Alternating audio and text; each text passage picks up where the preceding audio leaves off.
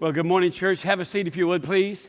My name is Neil. I'm the lead pastor here at Grand Parkway. And if you're our guest, I want to say welcome to our church. Make yourself at home.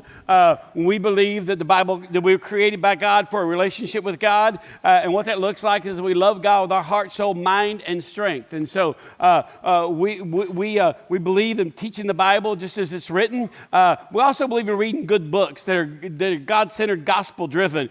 This is my friend Creepy. His real name is Zayne. But somebody asked me after the last service, they said, why do you call that kid Creepy? Because when he was about that tall, his family was in the foyer one day, and I walked by and I said, what's up, Creepy? And he said, nothing. And I said, at least you know your name. And so I've always called him Creepy since then. His real name is Zayne. He's in the 6th grade at Poly Ryan Middle School. A couple months ago, I mentioned the book, and then in a sermon, and I gave him a copy. I said, hey, read this. Tell me if it's any good. And so he said, yeah, it's really good. I said, why don't you share with our church about it? So he's come to tell you about this book he read and what God taught him through the book. So please welcome my friend Zayne.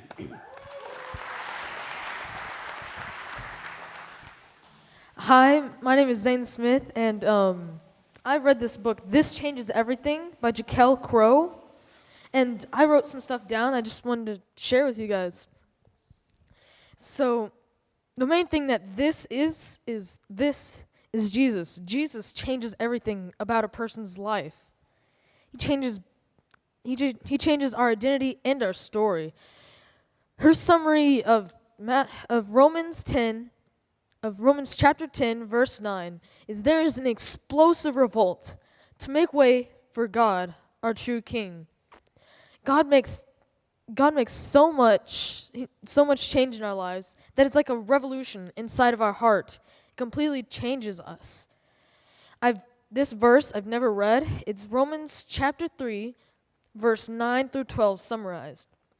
It says, "We are instinctively born broken and deprived rebels against God." This is basically saying that nobody is born loving God. Nobody is born with a relationship with God.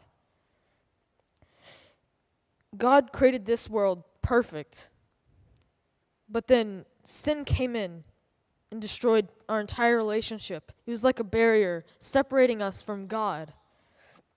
Jesus fixed that and died on the cross.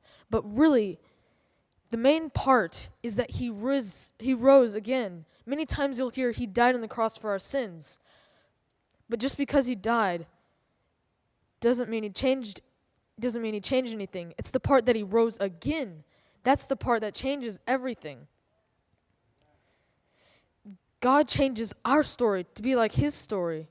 For before we knew God, we did things for ourselves, for our family, for friends, for anyone or anything in this world.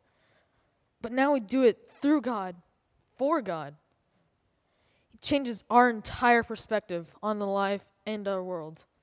An example God changed someone. Here's an example. Jim Elliot. Back in the 1950s, he was a missionary that went to Ecuador. And he said this quote, "He is no fool who gives what he cannot keep to gain that which he cannot lose." And he was willing to die for that. And the natives he was preaching to killed him because of his beliefs. But I know he didn't regret that. Only people who know they're sinners understand grace. Because if we don't have sin, there's no need for grace. Grace would not be present in our lives. This book really made me think, have I changed in my life? I believe some, but there are many aspects this book has covered that I haven't even thought about in my life. I would definitely recommend this book to everyone. Even though it says how gospel transforms the teen years, anyone can pull anything from this. Absolutely anyone, any age. Thank you.